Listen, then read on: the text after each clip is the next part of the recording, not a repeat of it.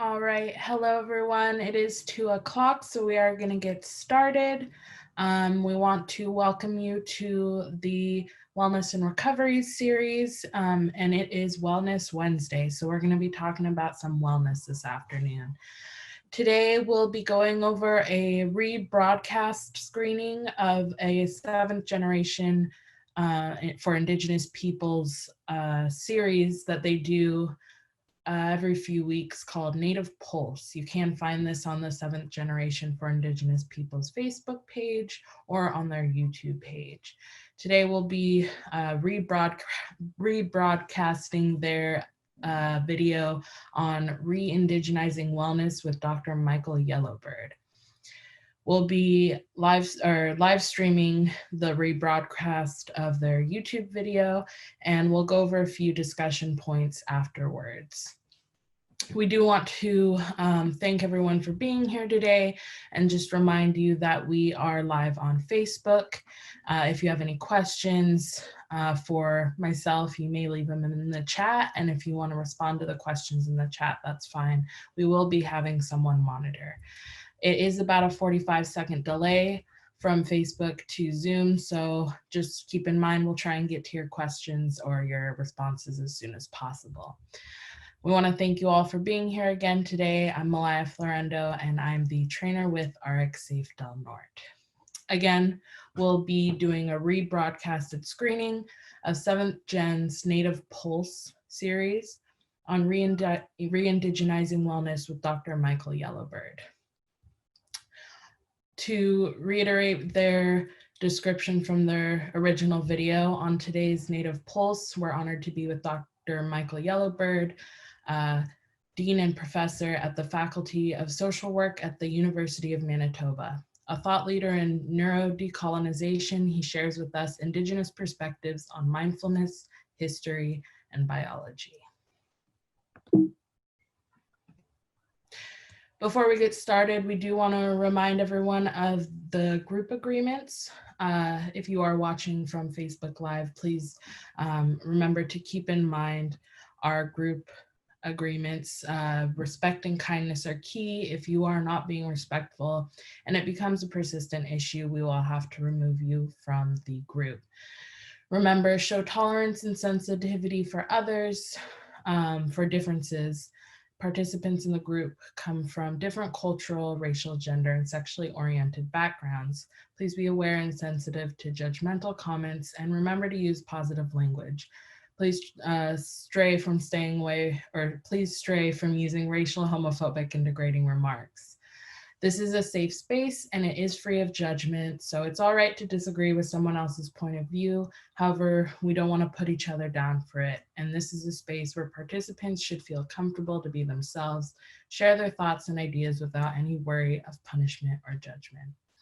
If you are going to share your stories, please remember that you should leave out any specific names for respect out of privacy for those included in your stories. You're welcome to say, I know someone who, but using names often aids in the spread of rumors and detracts from the point of the information trying to be communicated. Remember, you're always welcome to ask for clarification if you don't understand. Don't be afraid to ask. The chat is open and we will have people monitoring. Again, it's about a 45-second delay, so we'll try and get to your responses as soon as possible. But thank you so much, and we appreciate having you here today and following our group agreements. We also want to make sure that some heavy topics may come up in the video that we're going to go over and in the discussion. So we just want to remind everyone, if some feelings or concerns come up, that you should feel free to reach out to anybody that you're comfortable with. But we also have some numbers provided here, such as the mental health line in Del Norte and any of the 24-hour crisis services. We just want to make sure that you're taking care of yourself. So if some feelings or concerns come up, you feel free to reach out. We do want to remind everyone of the informed consent and privacy. Each person's participation in this presentation is voluntary, and please respect the privacy of others and do not share personal information with anyone else. This training is being recorded and may be live on social media.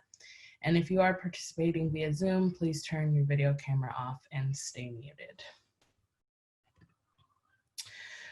We also want to acknowledge that we are meeting virtually across the lands of many indigenous peoples, such as the Tolowa Dene, the Yurok, Karuk, Hupa, Wiyot, and many rancherias such as Elk Valley, Resagini, Big Lagoon, Trinidad, Blue Lake, Table Bluff, and Ronerville. The indigenous peoples who lived together and cared for this land and each other since time immemorial. We honor with gratitude the land itself and the people who have been the stewards of this land for generations. We know the effects of colonization have impacted indigenous people disproportionately, and we hope that through this series we can learn together to help, heal, and work towards a healthy future. Again, I want to say thank you to everyone for joining us today. And we are going to go live on this video in just a second. Let me work out these technical difficulties.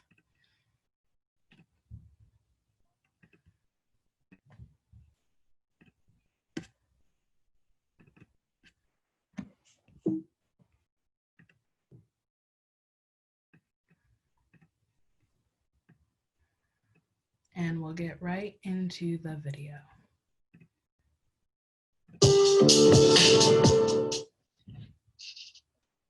Hello, and welcome to Native Pulse, a production of the 7th Generation Fund for Indigenous Peoples.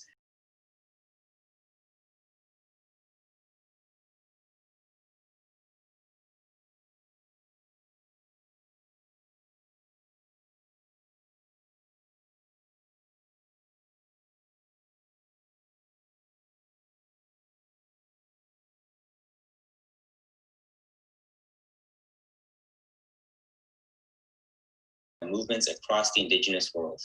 My name is Louis Gordon. I'm Chicano and Purepecha, and my father's family is non-native, and I serve as program director for the 7th Generation Fund. Today, we will be speaking with Dr. Michael Yellowbird about pandemics and mindful decolonization. So Michael, if you want to go ahead and introduce yourself, we can just get started and jump right into it. Thank you, Louis.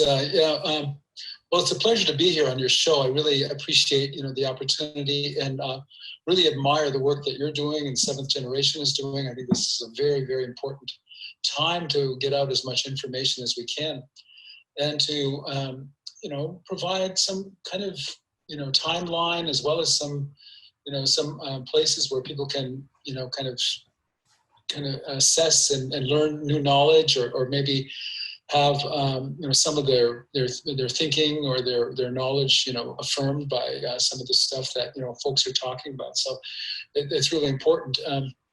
So I am Michael Yellowbird. I am a member of the 3 affiliated tribes, the Mandan, Hidatsa, and Arikara, from the Fort Berthold Reservation. Our territory is in what is now called North Dakota. I am now living in Winnipeg, in Manitoba, on the lands of the Cree, the OG Cree, the Anishinaabe people, the Dakota people, and the Dene, and the the other group. Métis. I'm sorry, Métis people. So I'm in Treaty 1 territory. I am the dean and a professor in the Faculty of Social Work at the University of Manitoba, and this is my first year here. So I've been really enjoying my time here, really enjoying the work that I'm doing, and really it's been great to develop collaborations with local community, with tribal organizations, with students, with colleagues, and to continue to help build, I think, a global, world-class faculty here at the university in social work. So we're doing many things that I'm very excited about. We've just are sort of retooling and restructuring our PhD program to make it an Indigenous, international centered program. And that's pretty exciting. And we do have some very, really interesting and important programs that we have in our graduate school, our graduate program.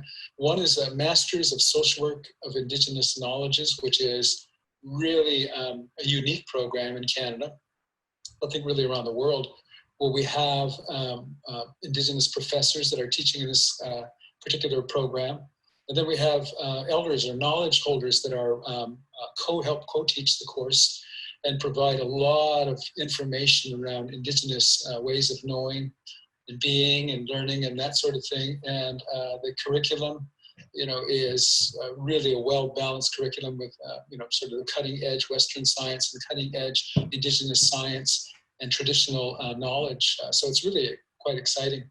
We also have a program in the far north in Manitoba and Thompson, where we are delivering social work to the tribal communities in the far north. And that's primarily what we call an access program, which brings in a lot of indigenous students, and they get a degree, a very specialized degree, and go back out into the communities. And then we have an inner city program that does the same. So I'm very proud of our programs, and very happy to be where I'm at these days. So.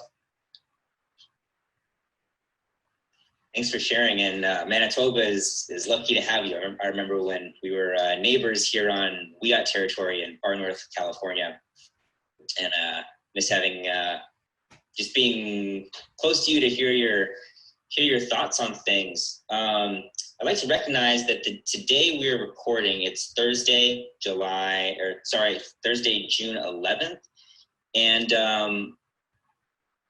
most of our communities in both rural and urban areas right now are facing sort of twin threats of the coronavirus pandemic and protests and demonstrations and community manifestations of response to police brutality.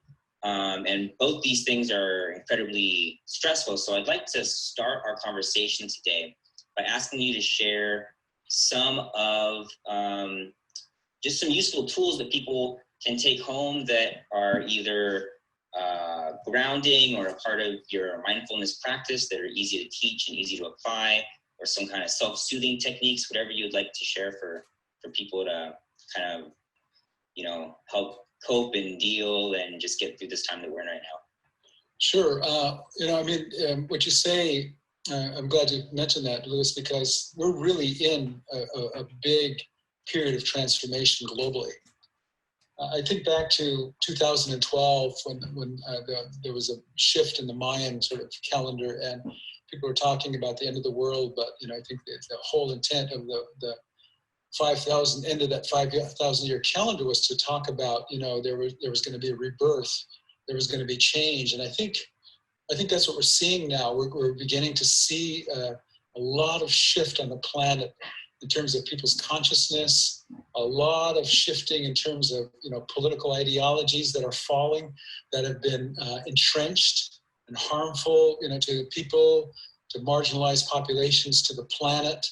And there's all these things that are going on, not only in politics and environmental, but there are social relationships that are beginning to become very, very strained, as we're seeing. But it's been like that for quite some time. And now we're seeing a really pretty amazing response to that oppression, not just by one group of people, but many groups of people that are stepping up and really challenging the structural oppression and racism that exists. And I was writing a friend last night. And one of the things I saw, when we were talking about changing times and really why the stress is, and how mindfulness and contemplative practices can help sort of balance the stress, but also to see these things as positive. They're shifting, right? It's big stuff, because they're pulling down all these Confederate flags in the United States, in Venezuela in 1992, I think, right at the time of the quincentennial of Columbus. I think they were pulling down statues of Columbus down there. And now it's happening here again, and the Confederate soldiers is happening. Just last night I saw a picture where young people, I think it was in Minnesota, had pulled down and defaced Lincoln. And that's really upset a lot of people, because they have this idea that Lincoln was, the great liberator and the great emancipator of African Americans, right? But people who know the history know that Lincoln was not willing. He did not want to liberate and free slaves because he knew it was going to cause a war. That's a historical fact. He didn't want to do it, right? He was getting pressure. The second thing Lincoln thought, and you can see this in his own writings, is he did not believe that Africans or Black people were at the same intellectual or social or evolutionary level as white people, right? So we've been fed this whole sort of, piece of information, these lies and these prevarications of history. So now what's happening is that, since 2012 and even before that, now it's kind of catching traction now, I think.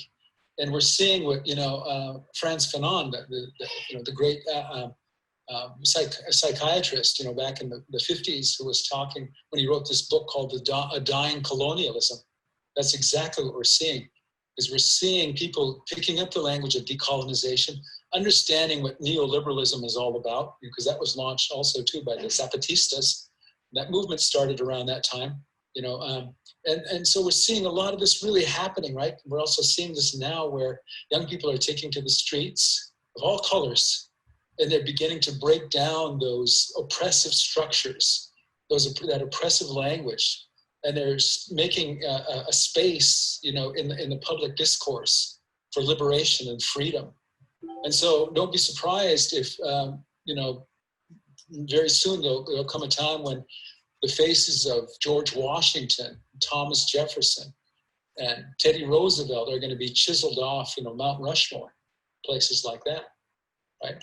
Because we're seeing colonialism begin to die, and we're seeing sort of this new uplift of consciousness where people understand that, like they did in the 50s and the 60s had their rebellion because the parents had lied to the people in the 60s and the people wanted an alternative way of living. So now they see that now. So that all said, what's happened is it's also created a great deal of stress and uncertainty. What's going to happen next? Everything that I believe is being destroyed, or it's being defaced, or it no longer means anything.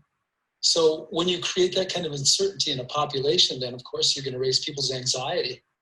I'm not just talking about the people that get beaten every day or killed by the police or incarcerated without, a just trial, or have trouble, putting food on their table, or are marginalized because of how they look or what gender they are or whatever. I'm talking about folks that have gone along with the program, and all of a sudden they see this major paradigm shift, and they're also very uncertain and afraid. And so they're fighting back to try to maintain, what's already fallen, So I just want folks to think about, how these changes are happening. And really what it means is that it's growth. It's an evolution of consciousness. And really I see it as evolution of good, where people are saying, we should not bow, and lick, the boots of these colonizers and these oppressors that people have been forcing us to do for a long period of time, right? I mean, think about Colin Kaepernick, right? How people took his act and they turned it into something completely different from what he was trying to, get us to acknowledge about, the disproportionate murder of young Black men. And so now you see that this reaction that people have had has forced all these police, departments and chiefs to begin to think about, oh no, right? And they're firing their officers, and they're thinking about major reform. You've got the military that, is ready to begin to remove these names of Confederate generals, off the bases, the name after who they're named after. So it is, the consciousness is raised. People are ready to do that. So really, in a way, I was thinking about this. People may not think a lot of folks may not think they're or liberal or progressive folks may think there's a lot of things good about Trump, and I don't either. But what I do believe is that his racism, his white supremacy, and the ways of doing things has exposed major undertones and the subtext of all the racism that exists. And he's become, the prototype. He's become, the exemplar of that hate and of that, mistrust. And he continues to do it every day. He's like in a way, he's like liberals planted him inside the White House so he could do all this damage to bring out all this racism and create, this division among people, right? And it's really interesting when you see that. So anyway, what I think, when all this is happening, and it's major stuff, because we've forgotten now about climate change, because this is so front and center. We're, right now, race relations is at the top of many polls, things we did change, and then the economy is next, and so on. I don't even think the last poll I saw where climate change is in the top 5 anymore. It's moved down, right? The economy and all these different things. So, and that, hasn't stopped. And of course, the, COVID-19 pandemics, that kind of thing is, the top 3 or 4.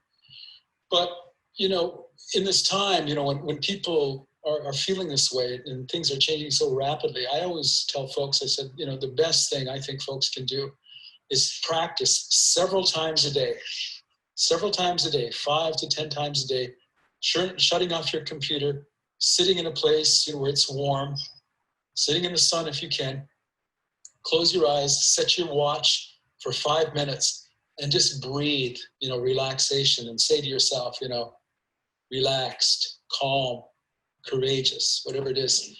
And really what you're doing there is you're sort of stopping your neurons from, overfiring and over-engaging. And what you're doing is you're beginning to lower the levels of cortisol, which are the adrenaline-like factors, in your blood. And when you feel the sun on your body, you feel the warmth, you raise your levels of dopamine, which is the feel-good reward chemical, and serotonin, which is a relaxing chemical. You begin to do that like you would. You don't run a marathon and become, a master meditator by sitting for 2 hours every day. You start very slowly with, small 3-minute meditations 10 times a day, and then you really focus on that. And then gradually over the weeks, you may bring it up to 4 or 5 minutes, 6 times a day, and so on.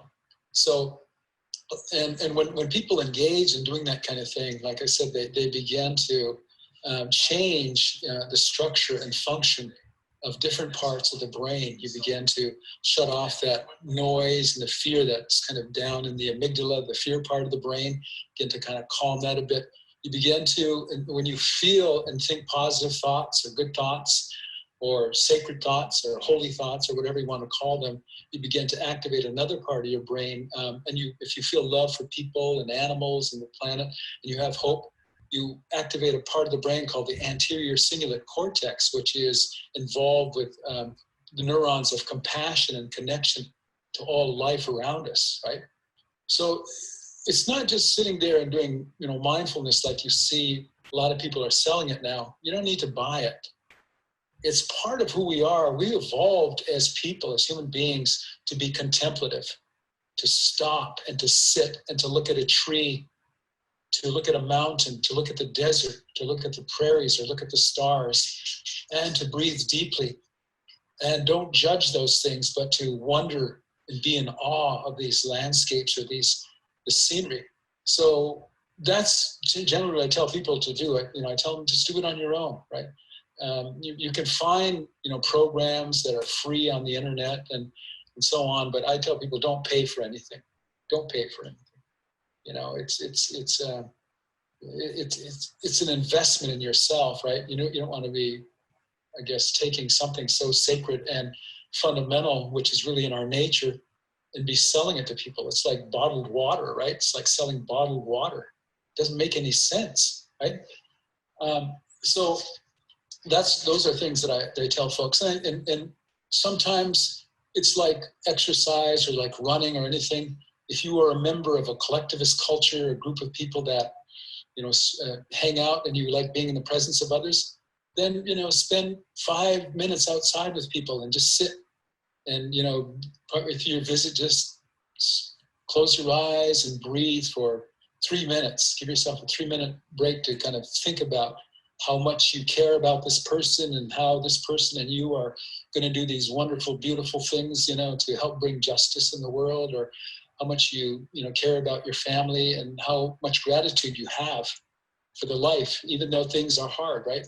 Even though times are hard, that's one of the things we do, and they call that neuroplasticity, is that when we focus on learning a new task or new language or a new behavior, like thinking, sweet thoughts about your children or about something that's positive or good, we begin to change the plasticity of our brains to activate different parts that help keep us very, very, in a sense of feeling of well-being. And what we do when we do that is that it sends, when we are in that state and we begin, our dopamine levels begin to go up, the reward chemicals begin to go up, and oxytocin levels goes up, my love chemical, my bonding chemical, this is my friend, this is my relative, whether it's the tree or a person or my grandmother or my grandpa or my child or the stars. If we have that connection and our oxytocin levels goes up, all those levels of good chemistry going up then begin to send thrive messages down into the body rather than decay messages, which are associated with fear, anxiety, confusion, and any of those kinds of depression, any of those kinds of things that bring us down. So I think people think about this time now as something that's beautiful that's happening, although it looks ugly a lot of times. That change is important. Change is beautiful. Change is something that is always constant. So that's what I could suggest as far as what I call mindful decolonization or neurodecolonization. That's how we change those structures and those receptors and the neurons firing in our brain when we begin to put in things that are empowering from our own culture, whether it's thinking, participating in ceremonies, or speaking our language or whatever it is, right? Those things are all part of mindfully decolonizing ourselves from the diseases of the modern world. So. Oh, thank you. And combining just this discussion about benefits and necessity and positivity of mindfulness, along with all these mass movement demonstrations that we've seen, not just right now, but really over the last couple years. I mean, Standing Rock, Ferguson, Baltimore, Occupy Wall Street, all these different mass mobilizations of just everyday people. Have you ever seen any examples of combining those two things, of public demonstrations or actions where that kind of mindfulness meditation has been incorporated? Yeah, I think, I think it is, I think it's always a part of what we do, because mindfulness is about, the awareness and being in the present moment, right? But in order to get to the present moment, in the present moment, we're always thinking about how to draw from the best actions possible. So, one example I saw, which I thought was good in some ways, but it was Occupy Wall Street, where I saw a number of people who were meditating, and so that's good. I mean, that was good because, it makes you feel good on a personal level, right? It creates peace in the mind and that sort of thing. Does it prepare you to take action? Not necessarily. Not unless you're a samurai or you're someone who, for years I was a Taekwondo student, and then I was an instructor. And that's one of the things I learned, is that, we always started practice with a meditation. And in the meditation, we visualized ourselves in our forms and in our, in the fight, or, because a lot of us, participated in tournaments. And then the action, right? So the action that we did, we always visualized was being true, was being courageous, it was being, straightforward, but also there was fluidity. And then, there was compassion. But the thing is, once you were done meditating, you got up and you did what you were supposed to do. You didn't sit there and say, well, I'm going to meditate away hate. Well, that'll happen in your own mind, but it won't happen in the minds of other people. Your person has to be engaged, physically, politically engaged, with an act, and this is why I think, what's happening now with the protests, they're calling riots. To me, that this is, activity that we know sometimes that's the only way that I was telling some other folks the other day, I said, what happened? You mentioned Ferguson and Baltimore. I mentioned Vietnam. I mentioned, Kent State. I mentioned all these, the student underground, and all these groups there that got out into the campuses and got out there and protested. And what they had to do to create change. Think about the French Revolution.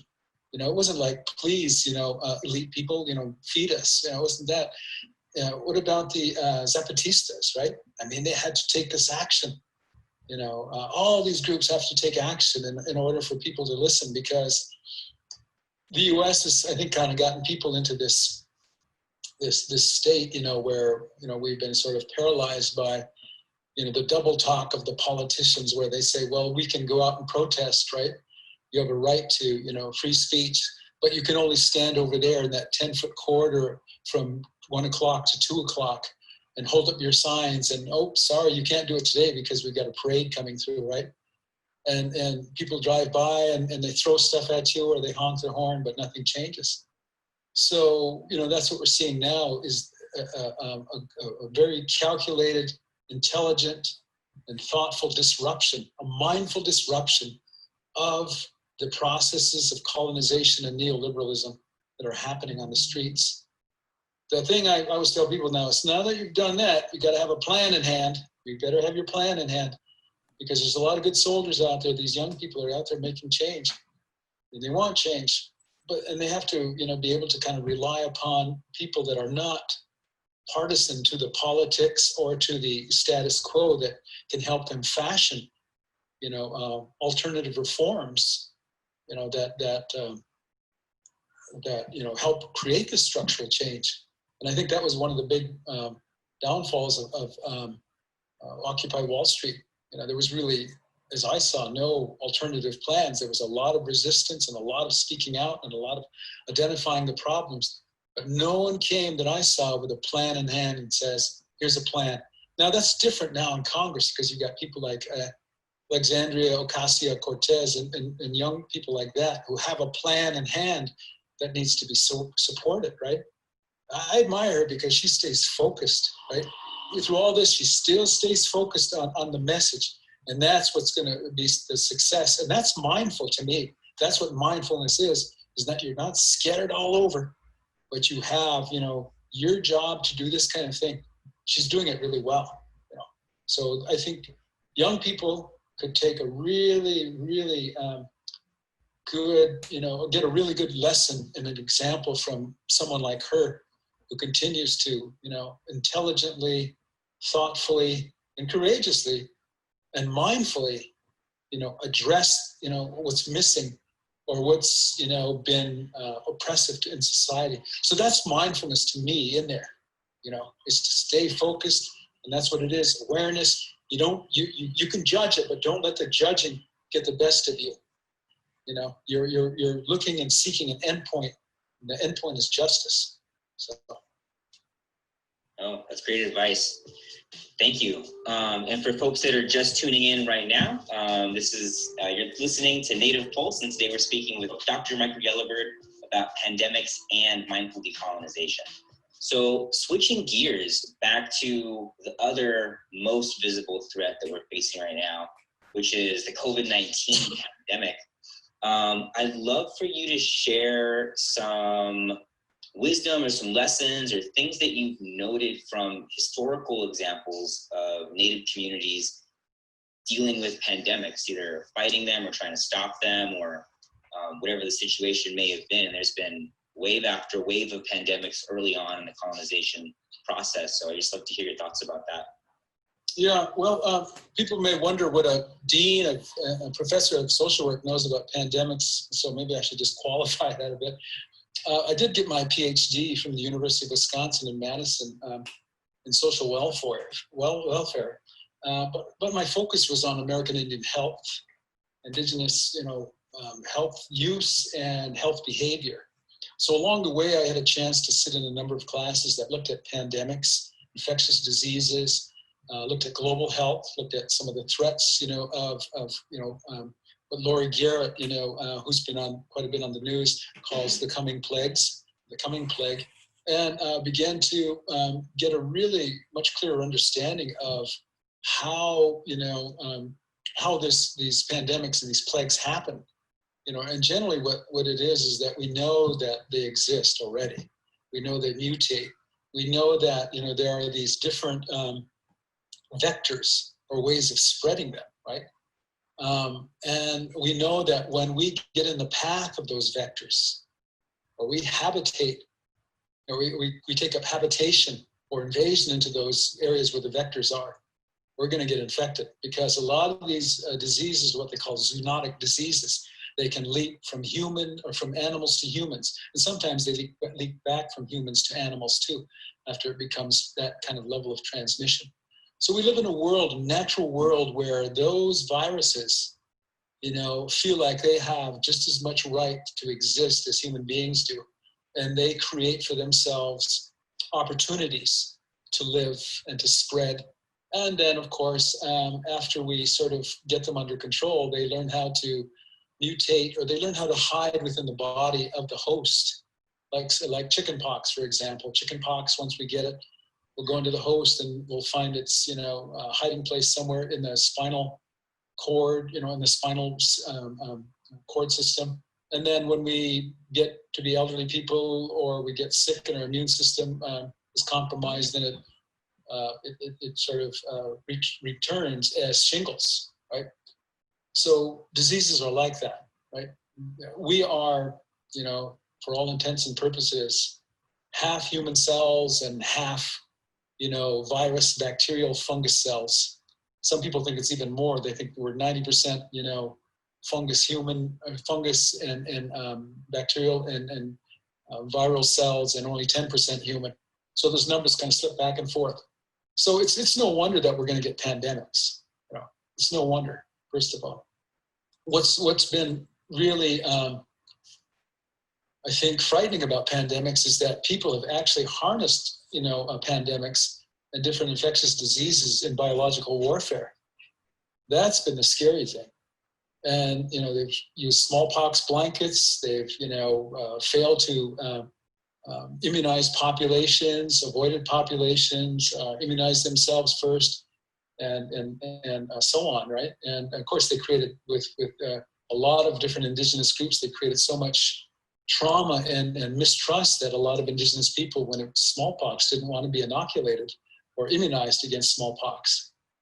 So, so a lot of people, it's not only indigenous people, we've got a whole group of people now that are, that don't want their children vaccinated because they don't trust big pharma, what they're putting in there. And, and I'm not saying that they should or shouldn't.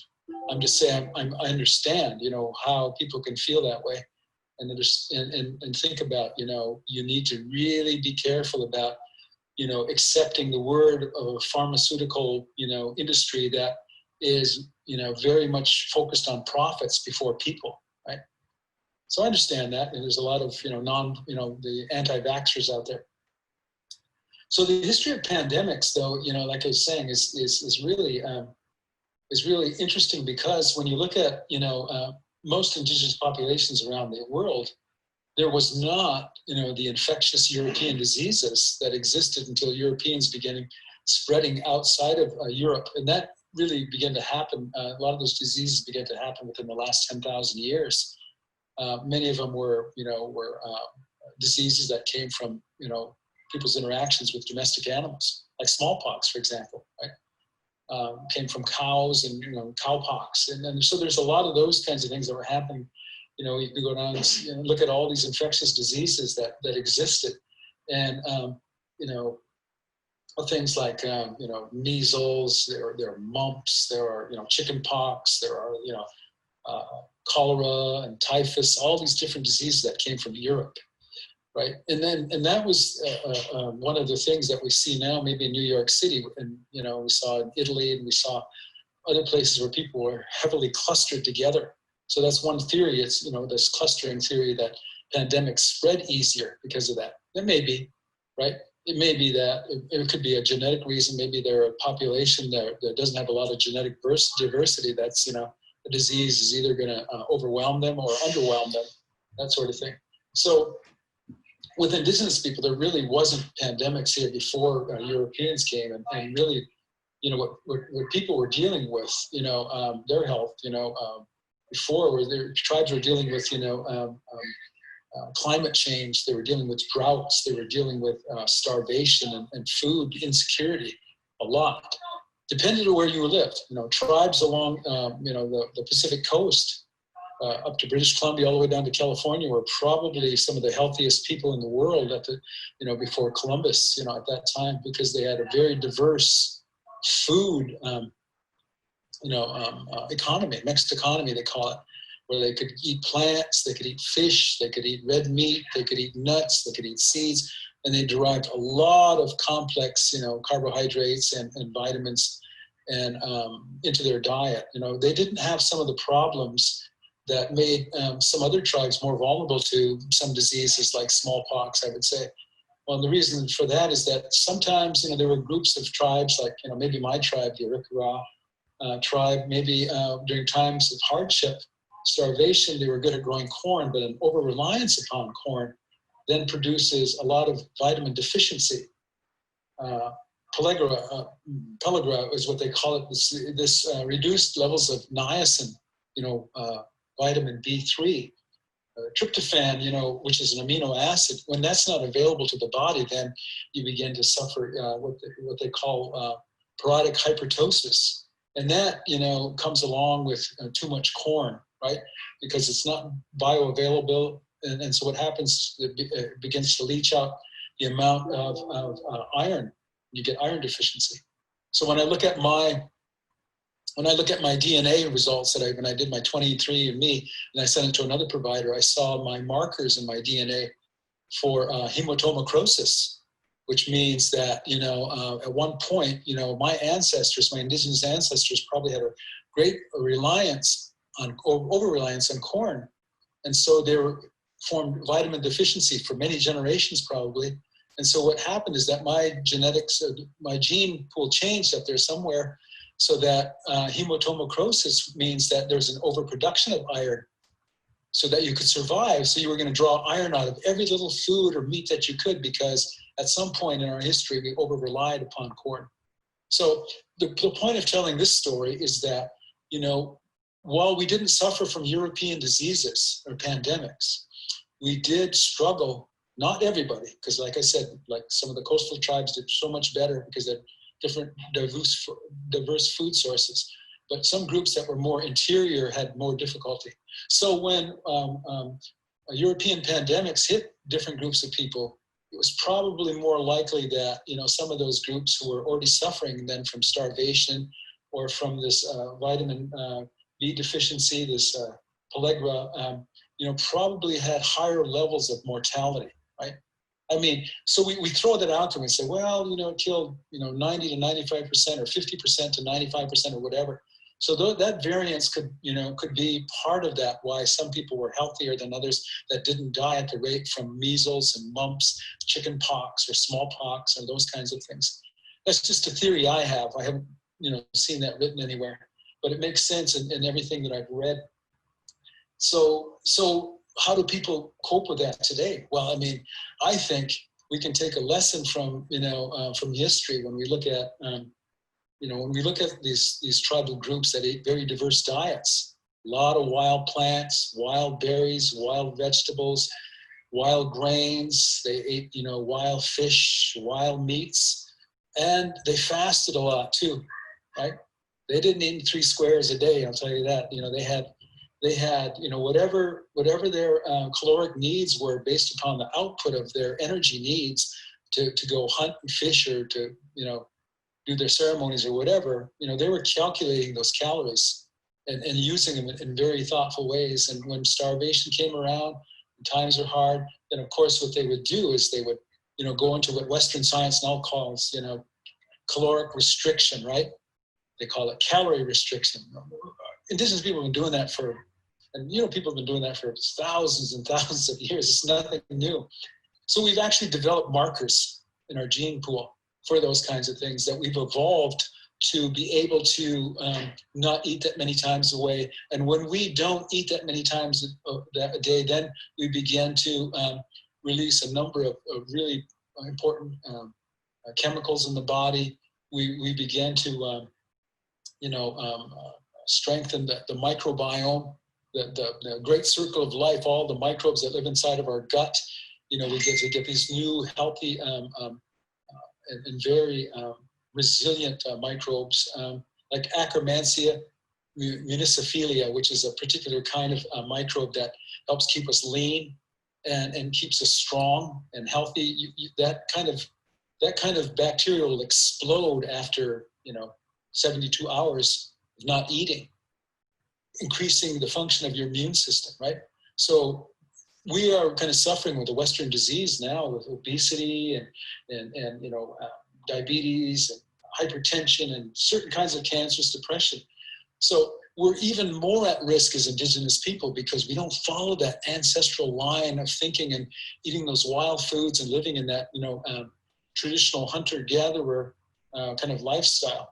Even before we start having traditional agriculture, which was good, but we still were not as healthy with traditional agriculture that started about 5,000 years ago as we were when we were consuming the wild foods, which is distinctly a great marker in our DNA and in our guts. And there are ancient and very rare species of microbes that we can find in the guts of hunter-gatherers that we don't have as Western people. But I can assure you our ancestors, Indigenous ancestors, had them, making them more resilient to stress, to starvation, and all those kinds of things.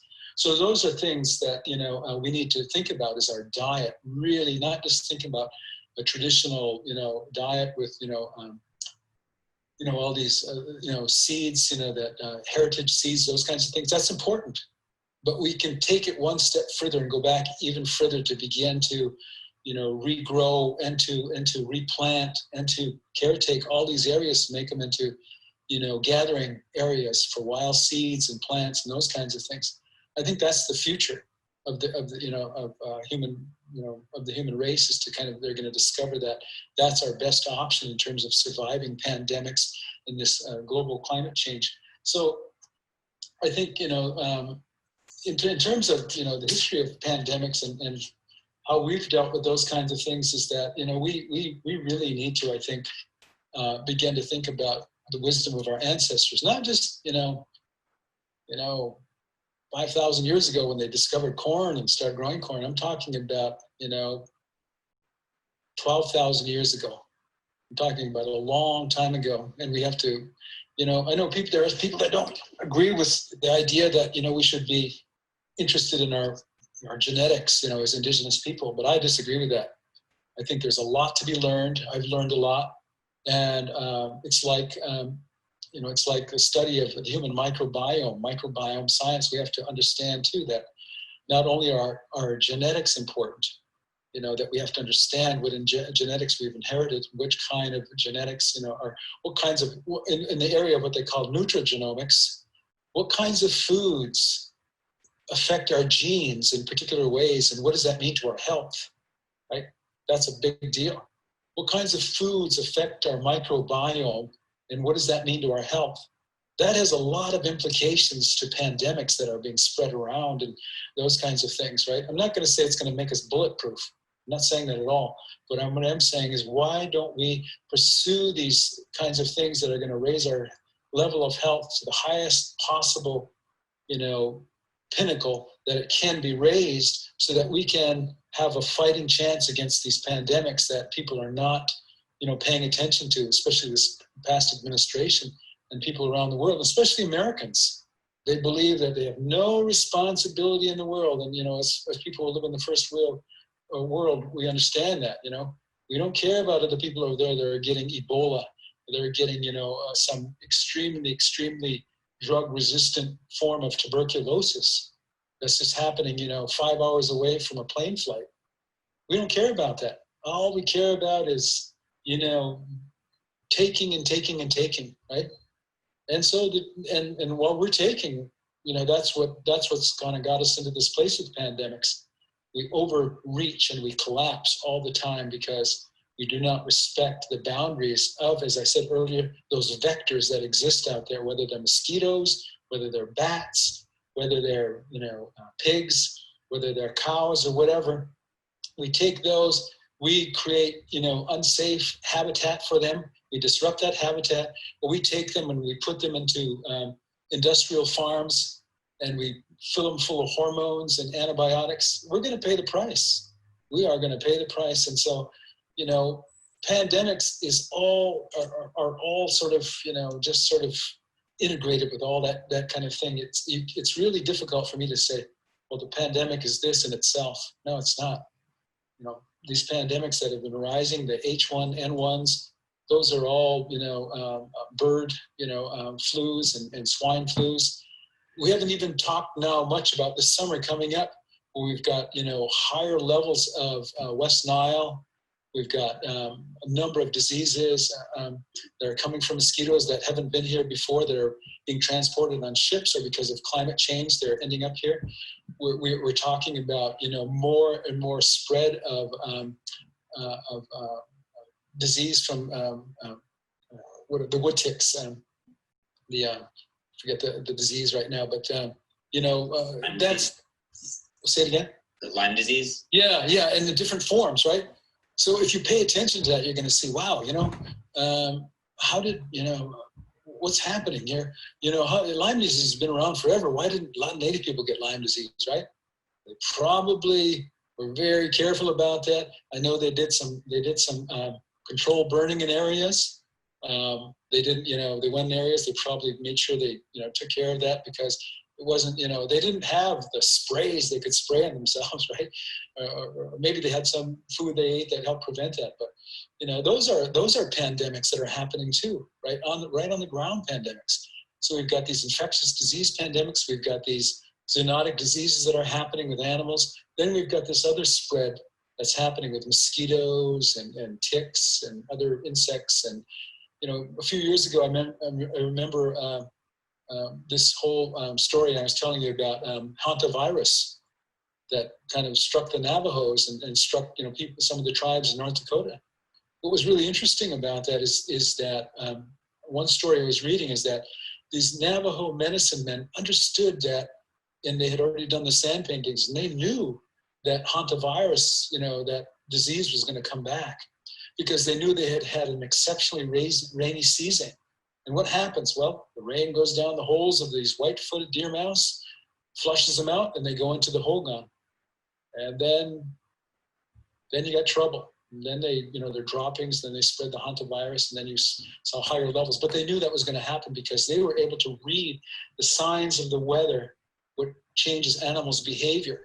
So as we encroach into areas, as the weather changes, we can expect more pandemics. That is, guaranteed. So unless we do something about it, we all need to get ready for those that are coming, and those that are already here that we're not even paying attention to anymore, like West Nile disease and any of these other diseases that I've been talking about. So it's, we have to really take it seriously. Absolutely. Thank you. And I just want to thank you so much for joining us and for your time. I'd like to give you a chance before we wrap up here, chance to share if there's anything that you would like people to know about coronavirus specifically, either from your research or from your academic sources. I know that you've got just an incredible academic mind, and your attention to detail and ability to absorb and relay information is just really incredible, and that's how you ended up where you are now. Is there anything that people need to know that they aren't aware of, or any take-home advice that people should be aware of? Well, a couple of things. I think I think people need to be very cautious about a COVID-19 vaccine. The reason I say that is because my own experience in understanding how drugs are approved going through these different levels through level 1, level 2, and level 3 gold standard testing, is that this is on a fast track right now. And there's no telling how effective it's going to be. Even in trials that where you think you've got drugs that are supposed to be, well tested and whatever, you see 5 years later, 10 years later, them being pulled off the shelf because you find all of a sudden an uptick in cancer or some other kind of reaction to this delayed, or in particular populations that are not paying attention to. I don't know whether or not, it's going to be compatible with, people. I don't know who the test subjects are. I don't know how wide of a net they're casting in terms of bringing in people to run these trials on. Are they including indigenous people? Or maybe from one area? Are they including, this group or that group? We don't know. It's very complex. There's not enough information as far as I'm concerned. How do our genes react to, again, then another new sort of, a substance in our body, right? Maybe as an enemy or whatever, who knows? It's a very, very quick, testing. That's the first thing. So don't, hang all your, don't put all your eggs in one basket there. That's the first thing. Second thing, a lot of people are using the idea of contract tracing. That to me is like going down to Las Vegas, and spinning the wheel, right? Contract tracing to kind of say, well, this person's been in contact with this person, whatever, that kind of thing. I don't think there's any really good science to that whatsoever. It just doesn't make any sense to me at all. I read some of it and I'm like, okay, this is sort of what it's based upon. But, human beings have complex behaviors, and there are things that are being learned about the COVID, the coronavirus itself that people are still writing about. And it's very new. I mean, it's just a few months. People have been publishing about cancer for years and years and years, and just finding out things within the last 5 or 10 years about how cancers behave and how they respond and what they do, right? We just found out, with shingles, what smallpox does, when it gets into your body. So we don't know about, how these viruses are going to behave when they're confronted with a vaccine. Are they going to be able to mutate? I don't know, like I said, so that testing is all there. There's a lot of questions. The final thing I think are the immunity and immunoprotection. I think there's some worth in there to figure out whether or not people do have human antibodies to this particular virus. But since it's a novel virus, and how could they have an immunity to it? So what the immune system may be reading it is to like a companion virus that has maybe the same molecular structure and the same, sort of response in the body. So if it does that, then, will it sort of ease up and move back, and then will the coronavirus, take a second sort of run at, someone who thought they were immune before, right? So I just caution people just to, read the science, to talk to people. Don't think it's a hoax. It's certainly not a hoax, right? It's there. It's going on out there. It's not a hoax. It's not a form of government control. It's a natural, emerging virus. And I had a chance to use Laurie Garrett's book, The Coming Plague, in my classes when I was a professor at the University of Kansas, and read a lot of different books on plague and infectious diseases. And what I know from that is that all these authors talk about, yes, this is one iteration of a disease. It's going to come back in another form. It may do this, it may do that kind of thing, whatever. So I think people need to get comfortable with the fact that pandemics have always been with us, and they're always going to be with us. And they may be, the spread of the disease may be, quicker and more intense, and it may be complicated. It may be complicated by things that are already here, like Lyme disease, right? Or West Nile disease, or some of these other things, or a very poor, unhealthy gut microbiome from eating industrial foods and that kind of thing. So, don't think it's the cure-all. Think about the holistic system. If we want to get well and healthy, we have to think about the whole system. How do we help clean up the system? How to respect the boundaries of these other lives of parasites, of plants, of animals, of microbes, so that we, are very thoughtful and careful about anytime we enter into their territory, or anytime we invite them into our bodies, in terms of in a natural way, or in terms of an altered way through vaccines and stuff. So these are things I think people really need to think about. Wow, thank you. So it sounds like, sort of synthesizing all that, sounds like we should get used to uncertainty for a while, because it doesn't seem like we have very many answers for this coronavirus thing yet, or for any of the other issues that we discussed earlier on. Just to leave people, if not on a hopeful note, just to leave people a starting place to get to some of the answers that you were suggesting, which has to do with diet and microbiome. Could you suggest, and this all relates to our ability to fight diseases and infections of all kinds, just general overall health and immune support. Could you suggest some accessible, easy places for people to get started to educate themselves more on diet and how it affects our health? Yeah, I think one of the best sources. I'll point to one person. His name is Rob Knight. He's a microbiome scientist, and I believe he is Rob Knight, Knight, Rob Knight. He has a TED Talk. Watch his TED Talk. He's also written some books and published a number of articles about that. He has a site and where people can go, and I think that he calls it, the American Microbiome Project or the Human Microbiome Project. It's more like a public, it's more of a public kind of source, not a private, industry kind of thing. And I think that's, there's a lot of information to be learned from his writings and his work, his TED Talk. And if I think people,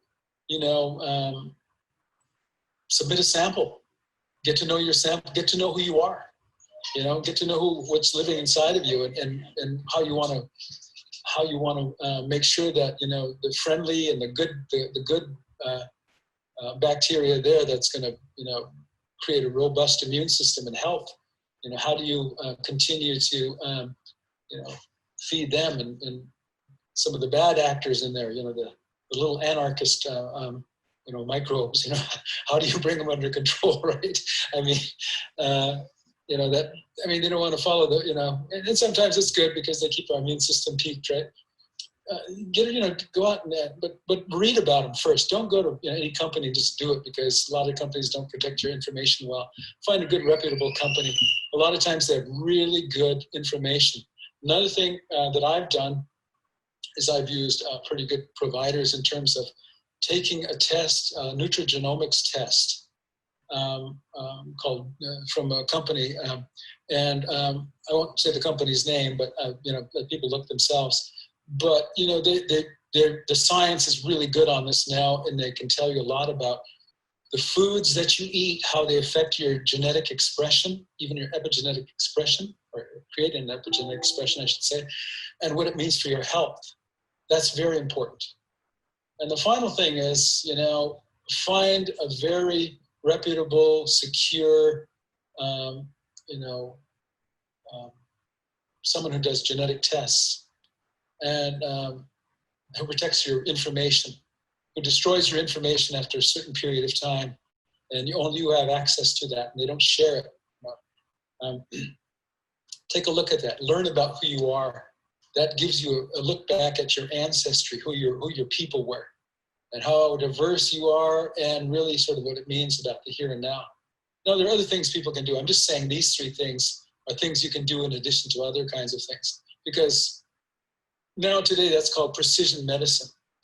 Go to a doctor and they'll say, well, eat healthy and exercise. And you have no idea what that means, right? You may have a particular genetic variant that says you have a very, very low motivation to exercise and you're more of a couch potato, right? And that's true. People do have that. You may have different kinds of fast twitch, slow twitch, medium twitch muscle that, you may injure yourself or not push yourself enough. So you have to know what's there. Now, I don't think the human microbiome or nutrigenomic or genetic testing are, the end all be all. I'm not reductionist in that way. I think they provide for us a very, very important picture on how we're going to do, with diseases, how we may fare in a pandemic, how we may fare in climate change, how we may fare, when we get, sick or well, or whether we get depressed or all those kinds of things. It's one more thing. And we should know that. We should understand who we are. And that's a good part of, to end in a sense in mindfulness, right? We have to be mindfully aware of who we are at all these different levels. And if someone can provide for us a path or a tool to help guide us along, then we should consider it, but consider it thoughtfully and don't just jump in and say, this is the end all be all. Like I said, and I'll continue to say it. It's a holistic, it's a very complex dynamic model, constantly changing. And we're riding this model, the waves and of this model as it moves slowly. And then sometimes has these disruptions or whatever they are. That's who we are. And that's what the uncertainty is all about. We live in this kind of chaotic world, but if we can draw from, an understanding from the chaos, then we can become more balanced, even with pandemics, even with all the stuff that's going on in the world. Wow, Yoshimiyamu, thank you so much, Dr. Yellowbird, for joining us here. I wish you and your program and your community back home in North Dakota and your family all health and wellness. And for those of you who stuck through this all the way to the end, thank you for listening to Native Pulse. This has been a production of the 7th Generation Fund for Indigenous Peoples. To learn more, you can visit us at www.7genfund. That's the number 7, GENFUND.org. All right, thank you so much. Bye.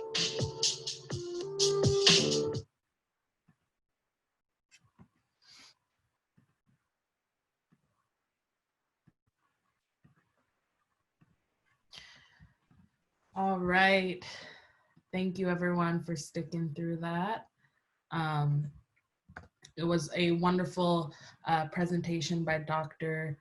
Michael Yellowbird. And again, if you want to get more information on him and also just 7th Generation in general, you can check out their Facebook page at 7th Generation Fund for Indigenous Peoples. We will also make sure to leave the info for both of them on our Wellness and Recoveries series Facebook page. So yeah, I just kind of want to go through a few discussion questions for those who stuck through. It was a very heavy conversation, and you don't necessarily have to respond to any of these questions, but if you are watching this after our live feed, you just keep them in mind, review them, and just kind of go through them yourself and think about what this means after reflecting on that video. So we want to know, what are your tools for grounding yourself or practicing mindfulness? I know Michael Yellowbird kind of got into his tools and how they're important for really, finding grounding and mindfulness for yourself. And so yeah, just if you would like to reflect on some of these questions, you can leave them in the comments anytime, and we'd love to read them. Personally, I find reading, learning about new things being a tool for me, grounding, and for practicing mindfulness. So I find that to be a very important and healing thing for myself. And next, just how do you think mindful decolonization contributes to healing ourselves? It's a very heavy conversation, what is mindful decolonization? It goes so much more than what Michael Yellowbird was talking about with a lot of these social issues going on. Definitely standing up for what you believe in, taking action is an important part of decolonization, but so is really, going in depth in yourself and bringing mindfulness to yourself. And that is an important form of decolonization, and it does contribute to healing ourselves. So yeah, just how do you think that works? It's a very heavy topic of how much deeper decolonization really goes for us. And just if you would like to leave in the comments one word that telling us what makes our communities strong and resilient. Michael Yellowbird really elaborated on the, empowerment of POC, Black and Indigenous communities right now, showing, how strong and resilient they are, and that reflects on their health and their mindfulness as well, not just physically, but also mentally and spiritually. So yeah, we just want to know one word that makes our communities strong and resilient. We want to thank you for joining us today. I know it was a very last minute event. We had originally had a movement workshop scheduled for today, July 8th from 2 to 4 p.m. But we did have to reschedule, so that is being rescheduled to July 15th from 2 p.m. to 4 p.m. on the Wellness and Recovery Series Facebook page. And you can also join the Zoom link by registering at Eventbrite. Again, before we end today, I just want to say thank you everyone for joining, and thank you for being here and joining the Wellness and Recovery Series as a whole. We've really appreciated having everyone join, and we appreciate the support for Wellness Wednesdays, taking this time to really ground and reflect on mindfulness for ourselves. So thank you everyone for joining. And we just want to remind everyone of the summit, and it is going on until July 30th. Again, we are having workshops every Tuesday, Wednesday, and Thursday. We have a morning session from 10 a.m. to 12 p.m. and an afternoon session from 2 p.m. to 4 p.m. And if you want to look for some more information on the Wellness and Recovery Series, you can check out our Facebook page at RX Safe Del Norte and at Wellness and Recovery Series. And if you would like to contact us about the event, you can contact us at trainerrxsafedn@gmail.com. And just remember, for those who are just joining us for this summit, if you want to stay updated on everything happening for the summit and stay updated on upcoming events, raffles, coloring contests, what have you, you can register through our Eventbrite at wellnessandrecoveryseries.eventbrite.com. It will give you a little bit more info, and you can order t-shirts and get swag from our team for the Wellness and Recovery Series. So make sure to register through Eventbrite. We also want to remind everyone of our Wellness Art Challenge that we're doing for the Wellness and Recovery Series. On the left, we've got our Wellness and Recovery Series art piece, and in the middle, we have a space for you to show us what your wellness activity is. We do have the PDF up on our Facebook page at the Wellness and Recovery Series Facebook page and the RX Safe Del Norte Facebook page. You can draw in the middle, you can collage, you can paint, you can put in a picture, you can put in a video if you want. But however you want to show your wellness activity, we'd love to see it. And you will be entered into a raffle and for just a little contest for a wonderful wellness activity. So make sure if you do upload your picture, upload it to social media, and you can use the hashtags HealthyDelNorte and hashtag Wellness Challenge. We will be checking these on Instagram and Facebook, or you can email it to us at rxsafedelnorte@gmail.com, and make sure to include the artist name and the age group. We will be sharing the art in each category and will be eligible for an entry into the raffle for some awesome prizes. And we're not judging on what you're drawing. It could be anything. Each drawing is eligible. So we have our age groups from 0 to 5, 5 to 9, 10 to 14, 14 to 24, and adults. So 24 and up for adults. So remember to include artist's name and age group in your post or your email. And again, we just want to say thank you for joining us today. I know it was a quick workshop, but we appreciate having you all. And this video will be up for you to view later on.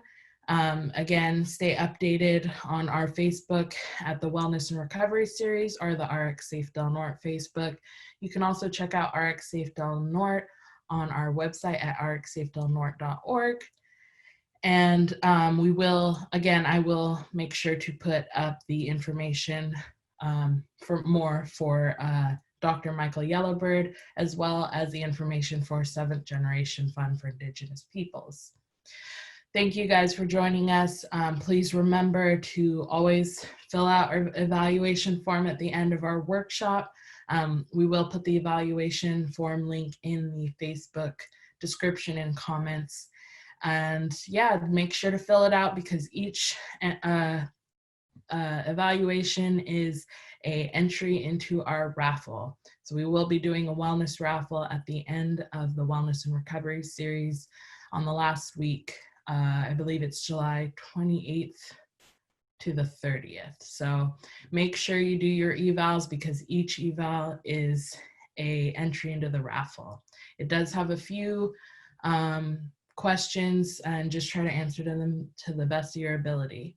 Again, we appreciate having you all and thank you for joining us for this discussion on re-indigenizing wellness with Dr. Michael Yellowbird, put on by the 7th Generation Indigenous Peoples Fund on their series. So thank you everyone. We appreciate having you and we'll see you soon.